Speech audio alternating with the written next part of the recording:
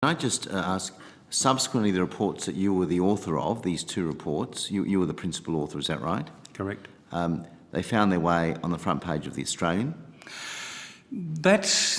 I don't believe so. I believe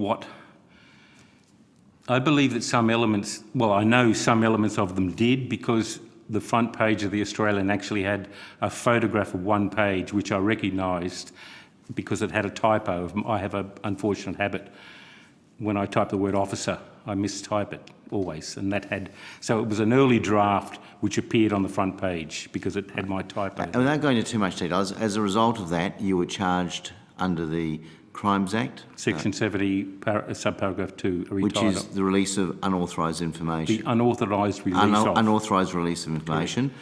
And you were subsequently convicted of that? In 2007, yes. Right, and you received a suspended jail sentence of 9 months? That's correct. And just for the record, and you understand that giving misleading evidence to a parliamentary committee is something that can be subject to contempt proceedings and serious sanctions. Were you the person that released that, gave that information to the Australian? I was not. So you maintain that you're not. So when you were called a whistleblower, does that annoy you? Very much, very much. Can I ask, please, Senator Xenophon, if knowing that what appeared in the newspaper was your draft, and you knew that because of the typo, can I ask, had the draft report been given to anybody at that stage? Yes. I'm trying to. So yes, even as a draft, it had. Even the draft with your typo error in it was available to people other than you? Correct. Who? The people in the covert unit and other officers in intelligence. So even though you hadn't prepared it as a final report, I'm just trying to think in terms, if I prepare something, I've got draft all over it until I'm happy with it and I don't use it, let it out. But your organisation was such that others had access to your draft documentation prior to you presenting a final report. The only person who had access to my full draft was my senior officer. However, the other members of the team had pages or chapters. Each of the officers had particular areas of expertise, and they had those for comment and correction and so on. Okay.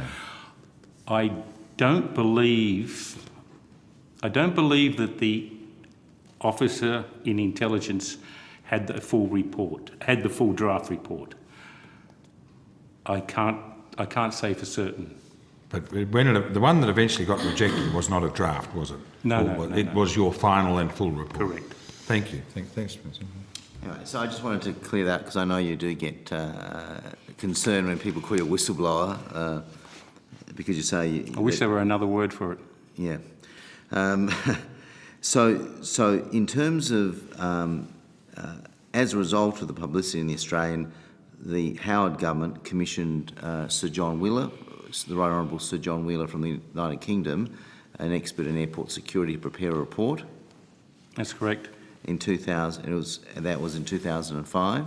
Yeah, I believe about June or July, possibly right. July. Yes. And you're familiar with the Wheeler report's recommendations? With the recommendations, I haven't read it, but I know the recommendations as reported in the press. And were those recommendations consistent or inconsistent to the recommendations you made in your reports? Almost identical. In fact, one of the points he made was that he endorsed the findings of the reports and the recommendations, and made other recommendations which were outside my purview. So you felt some vindication when you saw that? I believe the whole team did, yes. Okay. So in a sense, that was supposed to have been acted upon? Correct. Well, the announcement was, yes, right, that there would be money spent to enact the recommendations. Right. I don't have any more questions. You did make some other comments in a statement you provided about that you consider that air travel per se is declining as a target. I think you make the point, and I barely remember this in my youth, that the last, that since the days of Layla Khaled in the Jordanian desert in 1969, there's only been one case of a hijacker being prevented from boarding. By passenger screening, yes. That was in Israel, and it was not stopped by passenger screening. She was stopped by intelligence analysis, which is what I advocate. I give the reasons in which I don't think is appropriate for open discussion. Right. But do you think that do you think there's a case of it should be more targeted, the screening, or in terms of certainly. intelligence? The passenger screening as we know it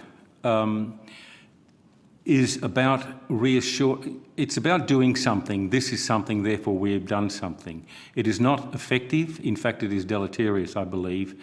The really high-profile cases of which most people are aware are the so-called shoe bomber and the underwear bomber. Both of those individuals passed through the most highly regulated and security-conscious airports in the world.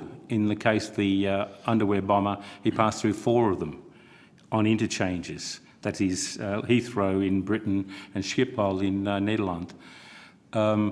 They were not detected, and yet, because they were failures, which is why we now have to go through these procedures. I maintain that I would not feel safe were there no passenger screening these days, but only as a facade, because to stop the fool or it has been often found, both in criminal and in terrorist organisations, that many put themselves forward to be warriors or participants, and they're rejected by those organisations because they're just loose cannons. If it weren't for screening, there would be a chance that such a loose cannon with no affiliation would try to do something stupid. So the screening, however ineffective, must remain purely as a very visible deterrent. However, I would advocate that the real resources be put into intelligence gathering, proper analysis and proper targeting to stop potential threats before they have breakfast and leave home.